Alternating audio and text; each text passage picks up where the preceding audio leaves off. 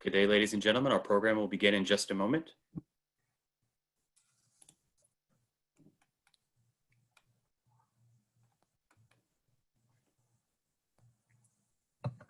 Good day, ladies and gentlemen. Our program will begin in just a moment.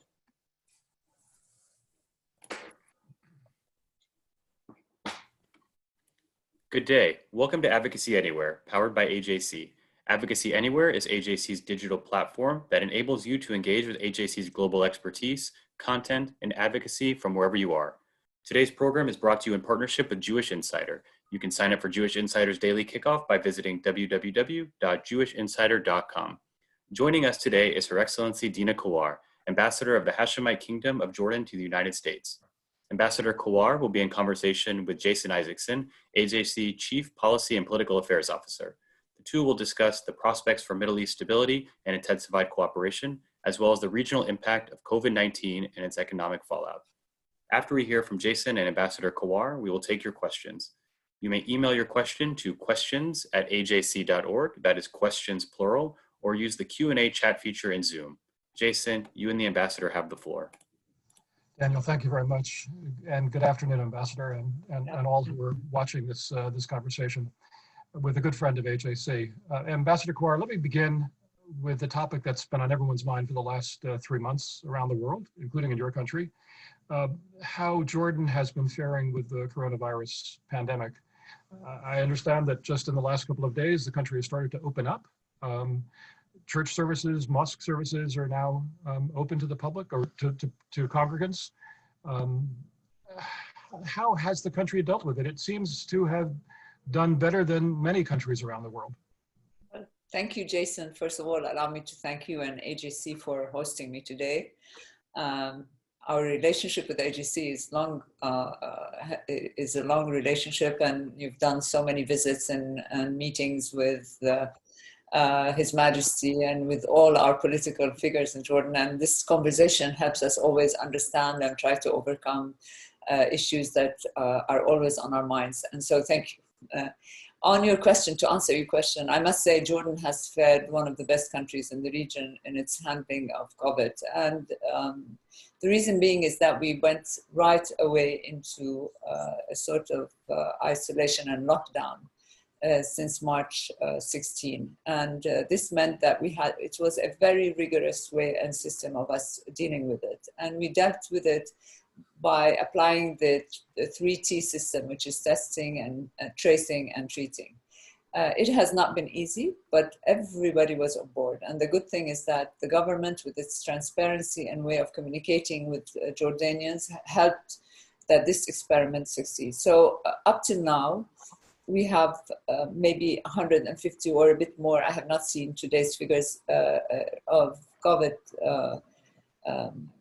patients, but most of them have left hospitals and are on. Now, the experiment now is to open up, which we've started. It's opening up slowly. So we have to see how that works and how that fares. But I think it's a new experience for all countries. And we learn along the way. Sometimes there are mistakes done and then we fix them. So, but I must say so far, so good. Talk about the economic consequences, the economic fallout of the pandemic. I know that Jordan has recently received an additional IMF grant or loan, I think, on top of the previous $1.3 billion loan of just a couple of months before that. But now I just see His Majesty in an interview in Der Spiegel last month talked about the possibility of recession for 2 years. How are you dealing with that?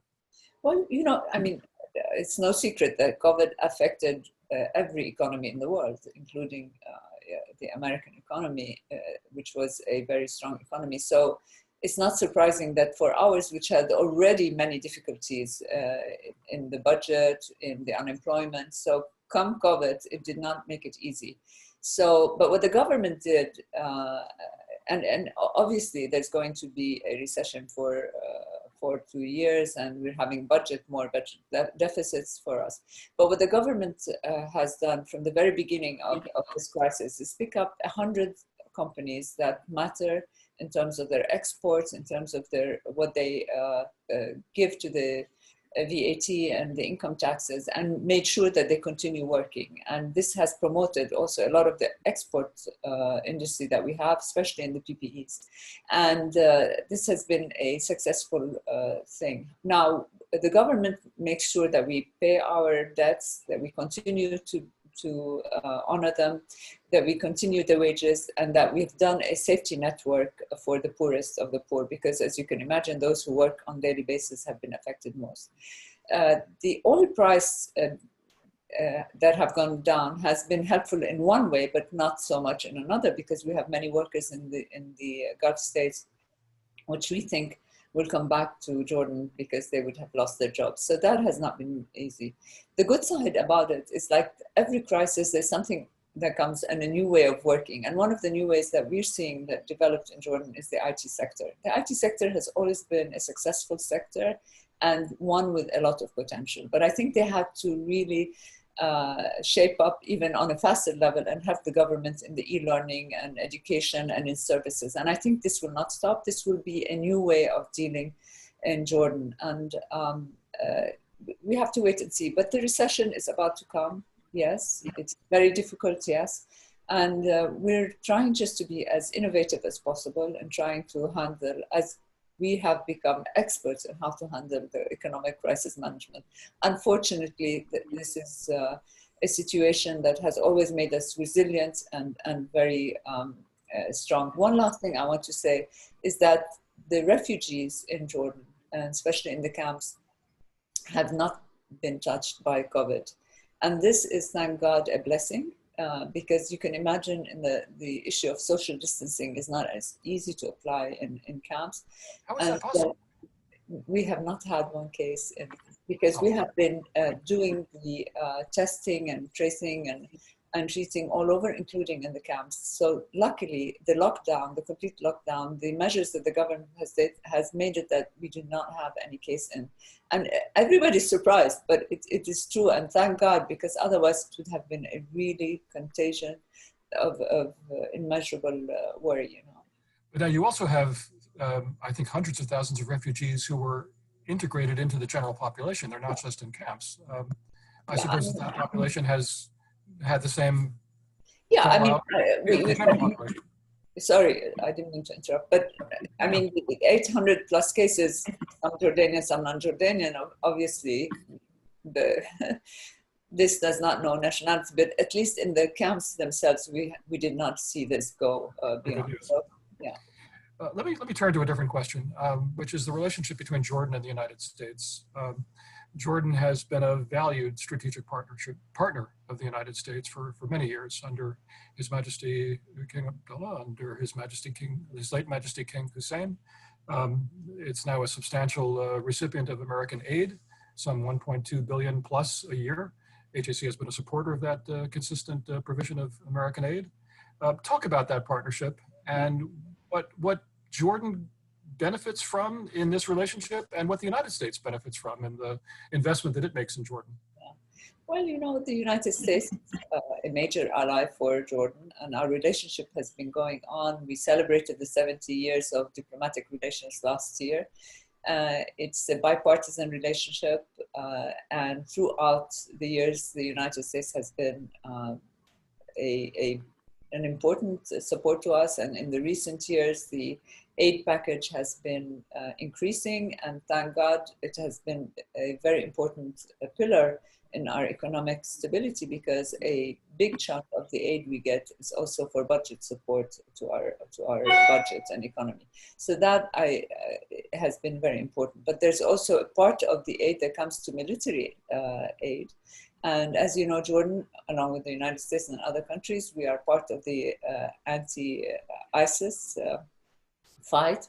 And so this is an important pillar. We are very close in many forms of our relationship goes on many forms. We have the cultural, the students who come to the United States, the military, the economic, the USAID and their projects that are helping us on water issues, on other issues. So for Jordan, the US relationship is a major and important one, and the aid that comes from the United States is major. Now, for the United States, we have been a stability, a stable ally in the region, and we have been a major ally in the fight against terrorism. And in many of the political issues in the region, we are also there to advise, to take advice, to consult and to talk. And this is how our relationship has been built throughout the years. One of trust, one of transparency, and one of honesty. We say to the United States what we feel, what we think, what is in our interest, and vice versa. And this is how it has lived throughout the years. Let's talk about the region, and let's talk about the instability across the region. You're in a very difficult place. You've had a civil war on your northern border for 9 years. There are continuing difficulties in Iraq, also on your border, in your northeastern border. That's where the refugees are from, some 1.4 million refugees or some number like that. Enormous economic strains on the Kingdom of Jordan, but also security concerns. Talk about the security and economic complexities created by the region that you're in. The instability in our region is on several levels. Of course, it's a political instability, but it has its impacts on the economic stability in the region. It has its impacts on many issues of integration, of, I'll tell you, the issue of Syria, now we're going into 9th, 10th year, it's a sad story. We have been one of the countries just to get the collateral damage of this war, not to undermine its effect on the Syrians, no, but I'm discussing it from our point of view. We have 1.3 million Syrians in the country. It is the border, the northern border. It has affected our economic relationship, the routes going north. It has been a problem for us because of the presence of an unstable northern border, which has forced our military to become even more alert and put more resources in the fight on the northern border. With Iraq, of course, His Majesty and the government have been very keen on helping the Iraqi government in every aspect, on economic, on political, to get back on its feet, because Iraq is a major artery for our security. It's an extension of our security, both political and economic. We should not forget Iraq is an important economic partner.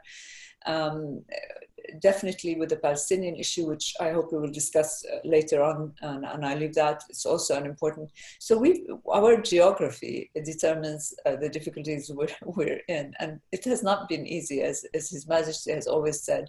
But on the other hand, it has made our resilience and our ability to cope with difficulties even higher. I must say the one thing that is worrisome that comes with this political instability, which we hope one day that it can resolve, is that the economic integration, the flow of economic integration is a little bit affected. And one of the issues that is major, I wouldn't say threat, but concern, is the youth and the unemployment of the youth. And that's something that is worrisome for all of us, because the population in the Middle East is a young population. We need to take that into consideration, and we need to. I think half of your population is under, what, 25 or something? Even more, up to 70%. So you're talking about people who need jobs. They're graduating young every year. That you need to worry about their jobs, about their lives, and with their jobs, their families, and so on. So the economic stability is a major one. And of course, people talk about wars, but the impact of wars on everyday life is just way beyond than what you can imagine. So we hope and we pray and we work hard on trying to help in the regional aspect. We were talking at a certain point in opening the markets of the Iraqis with Jordan and with Egypt to make the economic flow easier and help everybody else. That is something that we always hope to go back to and reactivate all the projects that have been open. Of course, our relationship with the Gulf states is a major pillar in the region, and we have good ties with everybody, and we hope that will be the case forever. Let's talk about your western border. So you have a 400-kilometer border with Israel, and you've had peace with Israel since 1994. We just celebrated or maybe failed to sufficiently celebrate, but marked at least the 25th anniversary of the peace treaty between Jordan and Israel. There is cooperation between the two countries in important security dimensions. we've encouraged over the years, AJC has, in fact, in our most recent visit at the end of February, we encouraged further cooperation in areas beyond just the security dimension. And I wonder if you can talk about the future of the relationship between Jordan and Israel, your hopes for that, your expectation of cooperation on a range of fronts that will benefit both peoples. Well, you know, Jason, we've always said that the ideal, and we always advocate the ideal, is to have a Palestinian state. And in the dreams that we've lived and that I have personally lived through since my young age, it was always the Benelux idea of Israel, Palestine, Jordan, economic integration, each state living. It's becoming like a mirage. It's becoming like something that is not going to happen. And it's something that is a threat, a security threat to the region. It's an economic threat, because as long as the Palestinian issue is not resolved, nothing will be resolved. And our worry right now is all this talk about annexation of the Jordan Valley. What people need to realize is that annexation, not only it's against international law, not only it will kill any idea of peace, not only that any Palestinian state that comes after, should this annexation take place, will be a Palestinian state that has that becomes an enclave of Israel with no borders with Jordan, with no access to Jordan, no access to anything. It will also have a major, apart from the political aspect, it will have a major economic impact on the Palestinians. Now, first, let me continue on the political aspect. On the political aspect, it will become a sort of a state in an enclave, like an apartheid that does not work. Is that what we want? Are we moving towards, far away from the two-state solution, to eventually become a one-state de facto? Is that what everybody wants? That's the word. Now, on the economic side, the annexing the Jordan Valley is taking away 60% of agricultural produce from the Palestinians. It's taking away Palestinian tourism on the Dead Sea. It's taking away access of the Palestinians to minerals in the Dead Sea. It's adding 70,000 Palestinians who are in the Jordan Valley. What do we do with them? You know, when they say 30% of the West Bank has to be annexed, out of the 30%, we're talking 20% is the Jordan Valley.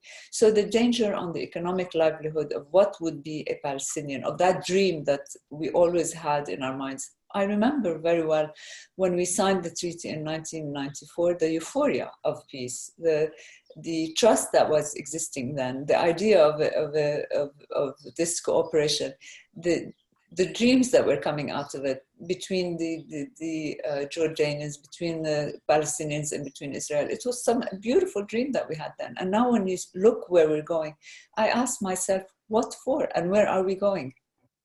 Is it something that the Israelis want to become going towards this eventual situation? Is it something that we can impose on the Palestinians and think, okay, they'll just take it and go on? And is it something that's safe for us as Jordanians? So we need to look at this thing and hopefully reassess where we are. Well, let's hope that the way we're going is back toward negotiations. Let's hope that the way we're going is consideration of all of the ramifications of the plans that you're discussing. But also, let's not get ahead of ourselves, because, as you know, a lot can happen in the next weeks and months. I know that the Israeli government is thinking very hard about ways to move forward on this plan. And we can debate till the cows come home, whether this is annexation or whether it's application of sovereignty over land that where Israeli citizens have been living for quite some time.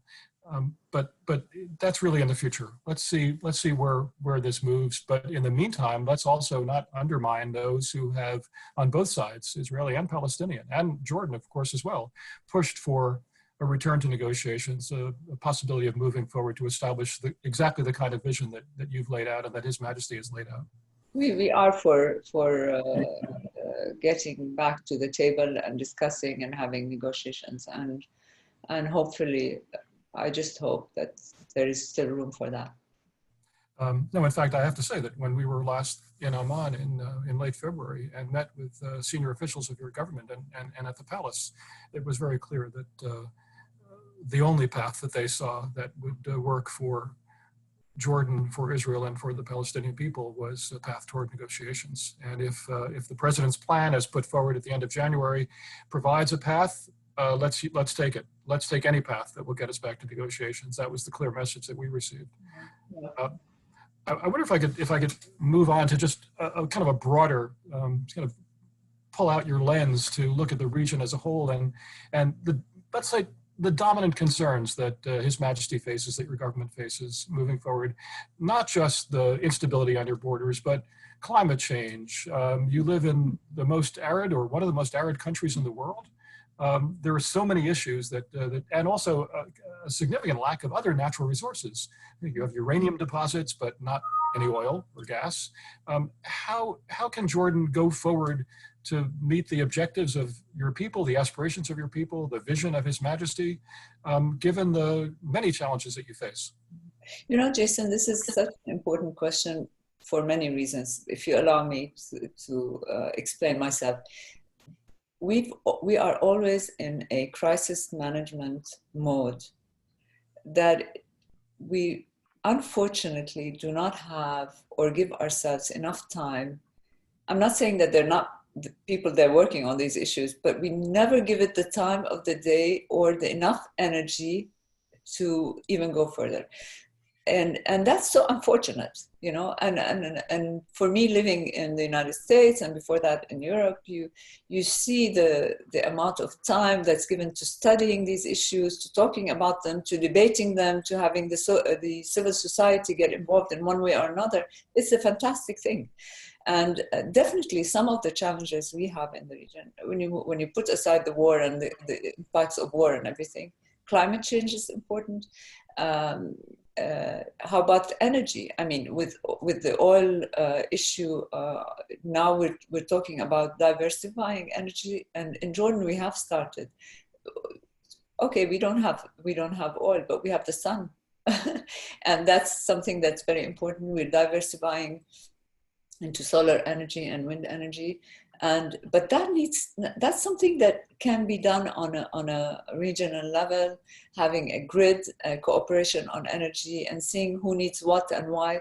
We've been discussing, for example, with Saudi Arabia. In summer, they have high need of energy because of air condition use and everything, which when we have excess of energy, we can export. There are out-of-the-box ideas that we need to somehow unleash the energies in the Middle East to look at them. Also, we need to look at what are the new employments for the young. What is the future in 30 years? What are the sectors that we need to concentrate on in order to get all these people having a job and work towards that? So I think that the questions that need to be addressed are not questions that are related to one country. They need to be more on a regional, if not on an international level. And until and unless we get to that point, we're going to be behind. We're going to lag behind. And I think that, I hope that, you know, the private sector in one way, the educational institutions in another,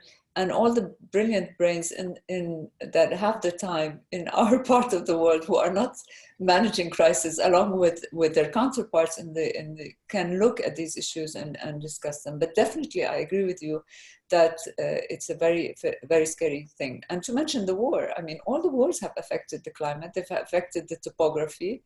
The south of Iraq, the topography, for example, the wars in Syria and its effect, water. Look at water management, and we've had the talk about doing projects because of the Dead Sea's level of water going down, and thinking about the next 100 years, how can we put water at the table and for agriculture. Food supplies, what are the foods that's going to be in the area? And what is the best foods to cultivate in order to be able to feed all the people? And what can we do that we can export, give an exchange in this world of interdependency? We saw with COVID, I mean, just this lesson that we got with COVID, we know we're interdependent, we know there's globalization, but imagine what happened and how the whole international community just was at a standstill because of this COVID, and we need to deal with that. So many questions. I don't have the answers, but I think that we need to look into it in a more intelligent way. By the way, on the issue of regional cooperation, I should point out that that Jordan and Israel have an agreement on water, on natural gas as well, and it was exciting to see early in the year Jordan participating in an Eastern Mediterranean energy discussion that took place in Cairo with Palestinians, Israelis, Greeks, Cypriots, the Egyptians, of course, as host, but Jordan is in there as well as part of a regional compact to share regional energy resources. So that's all very good news, I think. Well, we have the gas deal, and it's been on since the beginning of the year. But definitely, when you talk about the major water, energy, they're all related. The discussion comes, which is more important, but they're interrelated: energy, water issues, and transport issues. All these things are not anymore the job of one country in a region. I mean, you have to deal with it more on a regional level. Ambassador, let me just, before I turn it to Daniel Silver to take the probably hundreds of questions that are coming in from our viewers, let me ask you something about a message that was put out by His Majesty some 16 years ago, the Amman Message, which over the course of a couple of years was ratified by various conferences of Islamic scholars. It's a message about what Islam is and what it is not. It is a message against extremism. It is a message for moderation, for tolerance. And I wonder if you could talk a little bit about how the fight against extremism, in which Jordan has played, and His Majesty in particular, has played a really significant global role, how that fight is going. Well, I'll tell you what. I mean, Islam has been hijacked by extremists who decided to identify what they think is Islam, and it's not Islam. So the Amman Message was in 2004, and it was a message that was done by prominent Muslim scholars from all the legal schools, the 8 legal schools, to talk about the message of Islam, the real true message of Islam, the compassion, the love, the outreach of this religion, and to also identify the issue of fatwa and who has the right to sort of speak in the name of Islam. Because what we saw is that the Khawarij, or the Takfiri school, which the ISIS is part of, started coming up what they call the fatwa, which is to say, this is, you can do, this you can't do, this is legitimate, this is not legitimate. And it led to many things that we know, that we saw. So this message has become a very prominent and important message, but it has not been the only one. In 2007, we had the Common Word talking about interreligious dialogue, which is an open letter from Muslim scholars to their Christian counterpart to talk about the love of God and love of neighbor. And in 2010, His Majesty initiated in the General Assembly the Interfaith Week, which is every first week of February. We have this interfaith dialogue between all religions, whether it's monotheistic or others, and in which they share the common values of humanity. So this has been a very important process, and we will continue to do it because it's the message that we believe in. Thank you, Ambassador. In fact, I should also point out, I think tomorrow is the 21st anniversary of His Majesty's ascension to the throne. So allow me, on behalf of AJC, to also extend our congratulations and our esteem to His Majesty. Daniel, let's open it up to questions. Thank you, Jason, and thank you, Ambassador. Our first question comes from Boris Klein in Bulgaria, who asks, as a frequent visitor and friend of Jordan, I'd like to ask whether an effort was made between 1949 and 1967, when Jordan officially annexed the West Bank and Eastern Jerusalem for the creation of a Palestinian state, which you describe as a goal of Jordan's policy. If so, please help us understand the history and what happened. If not, why not? Thank you. Yeah, well, the word annexation is not the word that we use.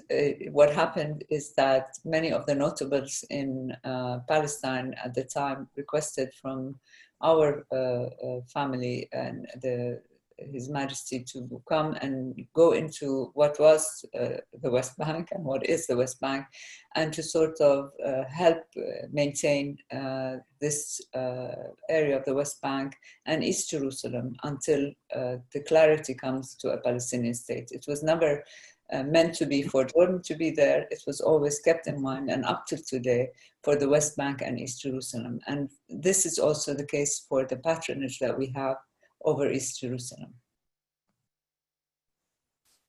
Next question, Daniel. Thank you. Our next question comes from David Simon in Houston. There is a sense that most of the parties to Middle East peace between Israel and the Palestinians are ready and willing to step forward, at least in some form of relationship building. The Gulf states, Jordan, Egypt, and Israel. Yet there seems to be less interest in this agenda by the Palestinian government. Can you explain why their leadership doesn't seem to be interested in dialogue towards a peace solution or relationship building? And can Jordan serve as a conduit and connecting point between Israel and other Arab nations? You know, I cannot answer for, it would be incorrect for me to answer on behalf of the Palestinians. I'm not in that position. I'm the ambassador of Jordan, but I can give my insights if I may, because, and it's only my, first of all, the relationship between the Jordanians and the Palestinians is a close one by the fact of geography, of history, and of the fact that there are a large number of Palestinians within our community. Some of them are considered still refugees. Their sort is to be, or their future is to be sorted out through any sort of settlements. Other people are in Jordan living now and considered full Jordanian citizens. And then you have the mixture of families because of intermarriage and families. So you have that aspect as well. Now, the question you're saying is why doesn't the Palestinian want to do? I do not think, but again, I'm not answering on their behalf, and I want to be clear, but nothing about the Palestinians shows that they do not want to negotiate. They would love to have peace, and we saw it many times. There were moments that were close to peace, but I think if you ask them,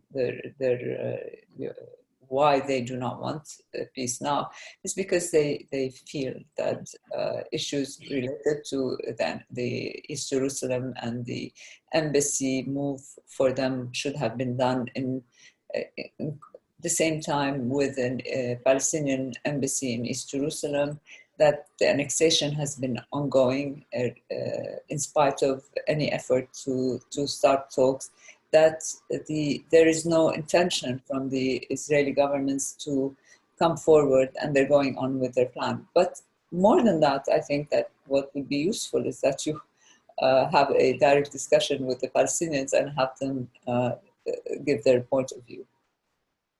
Can I just pick up on what you said about the Palestinian refugees, by the way? Jordan has given citizenship to, I believe, most of those refugees. Do you anticipate doing something similar with all of the Iraqi and Syrian refugees? Well, on the Palestinians, there are different kind of, some have citizenship, some have passports, which is different. It's like a travel document, and some are considered refugees still. So this, like I said, the future of these Palestinian refugees, as we consider them, this category will be discussed in any future plan. As for the Iraqis and the Syrians, no, we do not think that we will give any citizenship to anybody. We're waiting to see how things will work out. And as any other country, you have many times, like we have a lot of Egyptian workers in Jordan. They work, they live in Jordan, they're residents as part of the labor market, but there's no need to give them a citizenship. So the fact that some people, that 30% of the 10 million are foreigners, doesn't mean that they get access to the citizenship automatically. No. Fair enough. Thank you, Ambassador. Daniel? Yes, our next question comes from President John Shapiro, and we've actually been receiving a number of questions along these same lines, so I'll put a few together. But AJC has long supported cooperation between Israelis and Palestinians. However, we have seen time and again that painful concessions by Israeli leaders have been met with silence from the Palestinian Authority. Given the current situation, how can Jordan help encourage Palestinians to engage in meaningful negotiations with Israelis? You know, that's it. That's what we have been doing all along. If you remember the Madrid conference, it started with that conference at the time, And Jordan took the Palestinian delegation under its wing, and we went as one delegation, if you remember. Throughout the years, we are always in constant discussion with our Palestinian brothers on trying to find a path forward. However, if you're asking me about the details, it is not in my position to answer for them. It's very hard for me to start answering for them, but I can tell you that us as Jordan, we have been working continuously and will continue in the future to try to find the best path, because we as Jordan are somehow in any Palestinian involved, because we have a border with Palestine, because we have the refugee issues, because we have water issues, because there's the Jerusalem issue. So whether we like it or not, we are somehow involved, and we will always be part of a settlement. But our role is to push for a fair settlement for the Palestinians and to help them throughout. Thank you, Ambassador. Thank you. Our next question comes from Janice Ellen in Atlanta. You mentioned the high percentage of youth unemployment in Jordan. Can you speak about specific plans to address this? Well, for example, I mean, one of the things that we have in the unemployment figures is that women, for example, have a high figure, come in high. Now, we studied the reason why, because much of the time women, when they start building a family, they have to worry about their kids, raising their kids. It's very hard to have daycare and travel. And so we worked on several things, for example, to try to make the transport system more easy for the use of these women. Another thing that we worked on with the women's sector, which is very important, is to have women work out of home and give them that chance to raise their kids at the same time to be able to work. And these last months have been a fantastic experiment on that level. On other levels, we're working a lot on the IT sector and in what it can provide the younger generation in a big way. Of course, the ideal thing is to have bigger projects in the country, which we hope one day we can work on, which is the electricity grids with neighboring countries and the transport. But for the time being, and because of COVID, unfortunately, we're trying our best to concentrate on the export industries to try to help to get more. And in that sector, we're doing a lot, especially on the health sector. We have a promising pharmaceutical industry, and His Majesty has spoken about the idea that we would like that our industry participates in any vaccine for COVID. And we do export to many countries, and these companies, some of them are existing in Europe and have opened a part in the US. We have been also, and on the IT sector, a very large sector of all Arab content on the web is being done in Jordan. So I think the only thing for us is to concentrate on these sectors. Now, the tourism is an important sector for Jordan, but the problem is that now with COVID, it's non-existent. And so the trickle-down effect on all sectors of the economy of tourism has been a big blow, and we hope it will come back soon. But that's the only thing we can do now for the time being. Ambassador, I've seen your tweets from time to time where you're with Jordanian students who are in the United States. I know that's also important to help provide connections and training for the next generation of Jordanians as well. Yeah, we have around 3,000 students, and we had to get people back home. But we also have a lot of Jordanians. We don't know the number because some of them have dual citizenship and are not connected, but we do have in certain states more than others. And during this COVID, we've had the lack of opening up channels with all the Jordanians, or most of them, or those who want to. But we've expanded our network with Jordanians and sort of an open communication with them. And these are very important because we have a huge number of doctors. And for example, doctors have been a fantastic, bridge between the United States and Jordan. And one of the things we're doing now is, with the help of doctors in the US, creating this network to try to have Jordanians here. But we're also, something that I did not mention yet, we're giving a gift to some of the states in the United States, some gifts of medical help that has been produced in Jordan. So we started with New York because they're hardly hit with California and Minnesota. So we see. Very welcome. By the way, among the Jordanians who have been educated in the United States, of course, is His Majesty, who went to school in Massachusetts and here in Washington, D.C. Daniel, next question. Our next question comes from Jamie Van Nolan in Minneapolis, Minnesota. Jordan has a long and complex relationship with its Palestinian population. Can you discuss how Palestinians are integrated into Jordan and the role they play in society? Well, I mean, the Palestinians are integrated in society and in families. We don't, if they're referring to the Black September event, which most of people refer and has stopped in their minds, this episode in our bilateral history with the Palestinians, this is over. Palestinians right now and Jordanians are very close. We work together for the common good and their common future, and the hope that they get their own states. And the Palestinians who are in Jordan have the right to work and the right to, they have the travel documents, they have full citizenship rights for those who do have it, and for the others they have the rights that other countries did not provide them. So I don't think that there's an issue anymore, and so many families in Jordan are intermarried. You find intermarriage everywhere. So I wouldn't classify this question anymore as being a problem at all, or it's normal. I mean, I don't know what else to say, but this relationship is a very close relationship. Thank you, Ambassador. Daniel, another question? Yeah, our next question comes from Alexis Kleiner in Houston, Texas. Understanding the major support that Jordan receives from the United States, are there other measures where cooperation between the United States and Jordan can increase?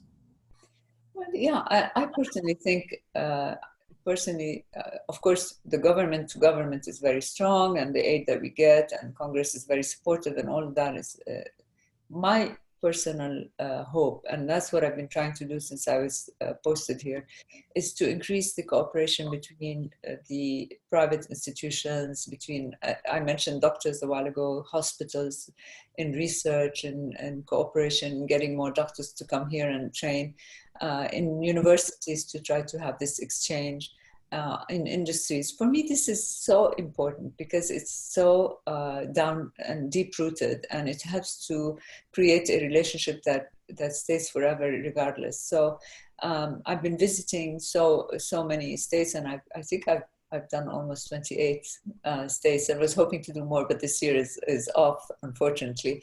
But we'll continue. And in each of my visits, I do go to see universities and look at the economic cooperation that we can increase.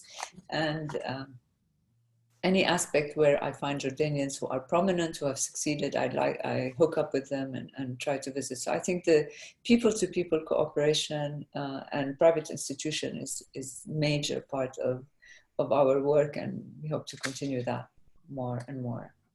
Daniel, before you pose the next question, let me throw in a question that's really completely different from what we've been talking about, Ambassador, which is the political side of being an ambassador in the United States.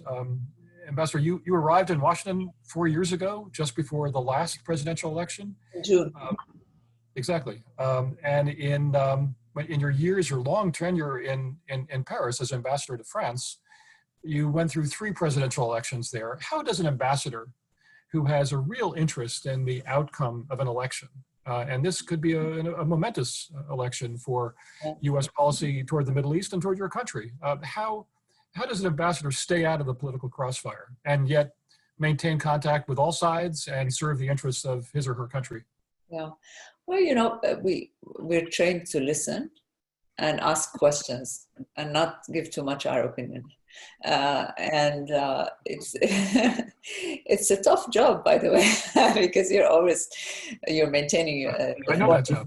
a form of neutrality, but it's an exciting part of our job because that's where you learn to have a sense of political astuteness to know what questions to ask, where to go, you need to also give hints to your government about who are the people that might be interesting to know beforehand, who is to meet.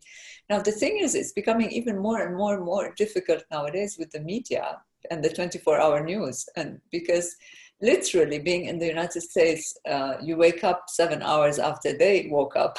So they know everything before you. So you end up waking up in the morning with tons of messages and questions. So it's a sort of hard awakening in the morning, but definitely it's for now, for example, all the issues that are being discussed in the United States, it's a fascinating time to be here about the debate, the societal debate, what is going on, the elections to come, COVID on the line, how it's going to be. All this is an extremely interesting thing. But for me as Jordanian ambassador in the United States, we have always been bipartisan on every level. And so it's an easy job for me, and we have good relations with both sides. Thank you, Ambassador. Daniel, next question. Thank you. Our next question comes from Dana Reese in Vancouver, Canada. You spoke at length about the challenges in the Israeli-Jordanian relationship, but you also spoke about the opportunities that exist to solve some of the region's toughest challenges. Outside of the political constraints that currently exist, is there room to encourage greater regional cooperation with Jordanian and Israeli business and civil society leaders? Knowing that both countries can benefit greatly from enhanced cooperation, is it possible for societies to work together even when there are major differences? It's very important that the civil society has its role between any relationship between two countries. And that goes for any two countries, because this is the base of relationship. This is it gives the mood of a relationship and the outreach. We hope that we will get to this feeling of wanting to go back to normalization in a way that is that I spoke about, that euphoria that we had in 1994. I hope that we can go to.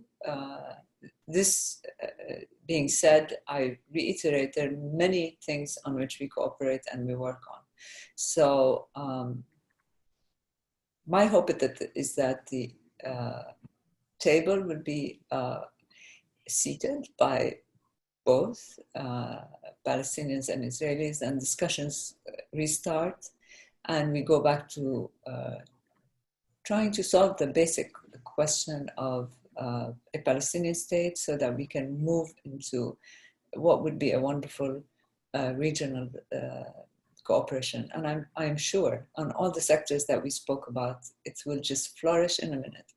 And one thing I keep telling my American friends every time we discuss the Middle East, and not only related to this issue, but in every other issue, I say when hell breaks loose, it's hell in 3 hours. But when good news comes, it's good news in 3 hours. We have this capacity in reinventing and taking up we have the resilience in us. And that's something that I have to say comes out of difficulty, but that's something that we've developed as a society. And I hope this will be the case in the near future for our children. We want to give them a better life and not leave them with tension and no hope. Ambassador, by the way, as you know, AJC has not only been committed to seeing a political path forward to resolve the conflicts in the region, but especially the Israeli-Palestinian conflict, but has also worked to encourage cooperation between civil societies, between business sectors, as ways to kind of build a foundation under a political structure. And we will continue to do so and look forward to working with you on that. Yeah. Daniel, are there other questions? Yes, we have many more, but I think we have time for only one last question. This question comes from Stu Berger in Fort Lauderdale, Florida. As ambassador, what do you wish people knew about your country in terms of accomplishments, culture, and other areas like that? Yeah, well, that's a sweet question. And I think that I would answer it in a way to say that the Jordanian strength is its people. And that's something that the late King Hussein always said, that we're a country that does not have any resources, but the only important, meaning oil or water, or we're poor in many of the natural resources, but our strength is our people. And so since day one, the concentration has been on the education of the Jordanians, and that happened to be a good investment because Jordanians became doctors and architects and engineers and other teachers, and they've become an export in itself, the brain. Jordanians are not only resilient, but they are able to, take all the difficulties and make them positive. We're going through a difficult period now economically, but I know and I trust that their trust in their government and in their country and in their people is strong. I know that Jordan has matured from, my days when we were young to now, about the idea of citizenship, about the responsibility of the Jordanian as opposed to the responsibility of the government. What we need to take and what we need to give is very important. I also know that the country is beautiful. For those who have not been to Jordan, there's so much to see. There's a religious tourism that is an important sector. The baptism site in Jordan is a fantastic place to go, the most peaceful place next to the Dead Sea, the Petra, of course, the North Jerash, all the biblical sites and other sites. And also you have the natural sites that are beautiful in the country. So for those who have not visited Jordan, they will experience its generosity of the people and the beauty of the country. And I hope that this message, if it's the final one, that I invite everybody to take interest once the borders are open, to go and visit and to go with their families, because it's such a beautiful destination. Ambassador, thank you. Daniel, I think it's natural if I just pick up on what Her Excellency just said and add to her comments my own reflection on many visits that I've taken with AJC delegations to Jordan. There are amazing sights to behold in Jordan. And of course, the people of Jordan have always been very warm and welcoming to us, as has, of course, His Majesty and other officials of your government. So Ambassador, it's really been a great pleasure for me to be part of this conversation with you, and one in a long series of conversations that we've had over the years. Not using this medium before, but I look forward to the next time we can actually see each other in person, and of course the next time that AJC has a chance to come back to the Kingdom of Jordan and do what we can to work with your government to advance the cause of regional peace and prosperity. Thank you, Ambassador. Thank you, Jason, and thank you to AJC for this opportunity of dialogue. Take care and all the best, and stay safe. Thank you, Ambassador. Daniel? Thank you, Jason, and thank you, Ambassador, for that fascinating conversation. I also want to thank our audience for joining us and showing your commitment to the topics discussed here today. In these unique times, while so many of us are separated from our family and friends, AJC is still bringing us together on the issues that matter most. Please consider making a donation to AJC so we can offer you more programs like this one. Visit ajc.org/donate. Our next Advocacy Anywhere program will feature a conversation with Oliver Varhey, European Commissioner for Neighborhood Policy and Enlargement. Commissioner Varhey, a Hungarian lawyer and diplomat who is responsible for strengthening relations with 16 of the European Union's closest eastern and southern neighboring countries, will be in conversation with AJC CEO David Harris. This program will take place tomorrow, Tuesday, June 9th at 1:00 p.m. Eastern Time. I hope you will join us. And lastly, for the first time in AJC history, AJC will be holding a virtual global forum from June 14th through 18th. This 5-day online event will feature a moving opening plenary, conversations with world leaders, spirited debates, and the high-level content you have come to expect at an AJC Global Forum. For more information and to receive updates and announcements in your inbox, please visit ajc.org/globalforum. Thank you again for joining us today. Please stay safe and healthy, everyone. Goodbye. Thank you.